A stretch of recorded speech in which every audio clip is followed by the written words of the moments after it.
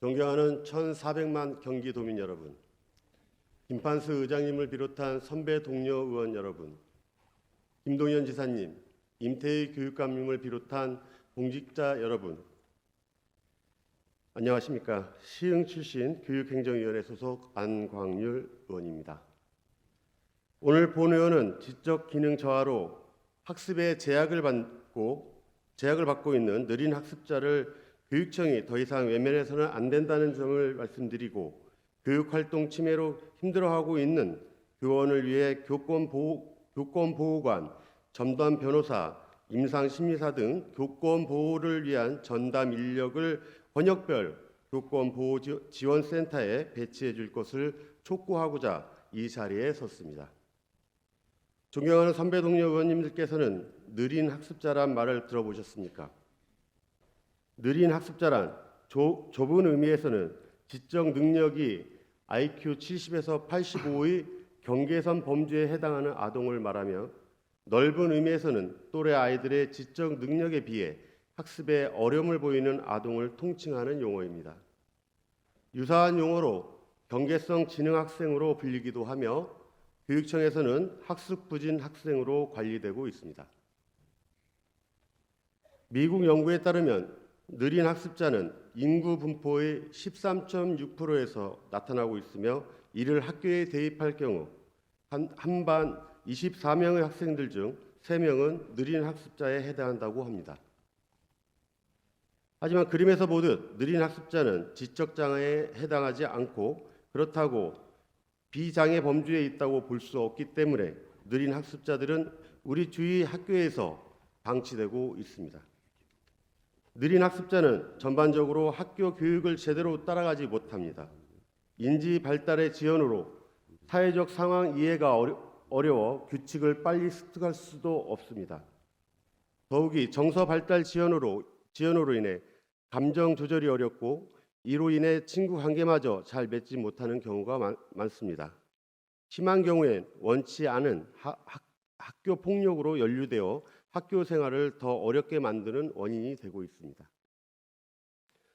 존경하는 선배 동료 의원 여러분, 우리가 재학했던 학교에도 느린 학습자는 존재했습니다.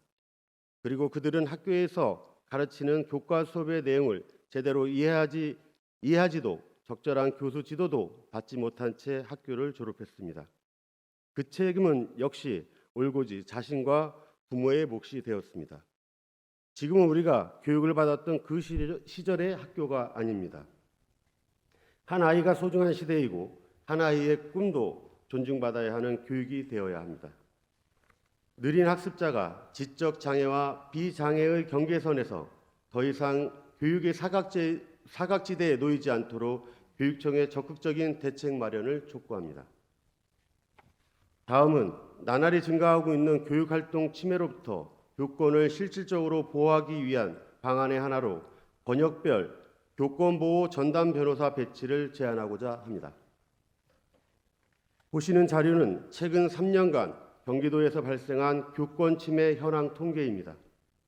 2020년과 21년이 코로나로 인해 학교가 정상 운영되지 않았음을 감안한다면 2022년도에는 800건의 교권 침해 사례가 경기도에서 발생하고 있는 것으로, 연간 190일의 수업 일수를 고려한다면 매일 학교에서는 4건의 교권 침해 사례가 발생하고 있는 것입니다.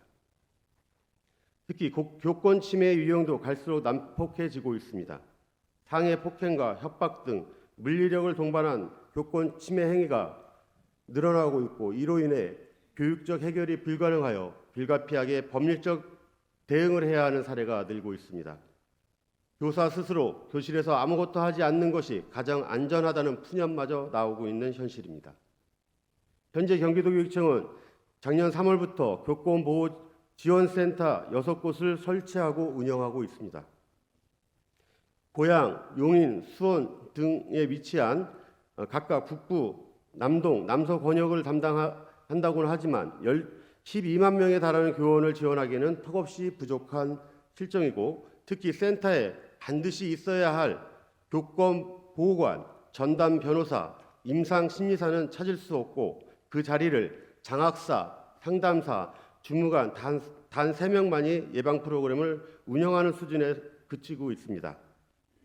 위기에 빠진 교사에게 직접적인 지원을 할 수 없는 조직이라면 아무런 도움이 되지 않습니다. 6곳의 센터에 교권 보호관, 전담 변호사, 임상 심리사 등을 채용하여 배치함으로써 위기에 빠진 교사가 직접적인 도움을 받을 수 있는 교권 보호 지원 만들어 주시기를 교육감님께 촉구하면서 이상 발언을 마치도록 하겠습니다. 끝까지 경청해 주셔서 감사합니다.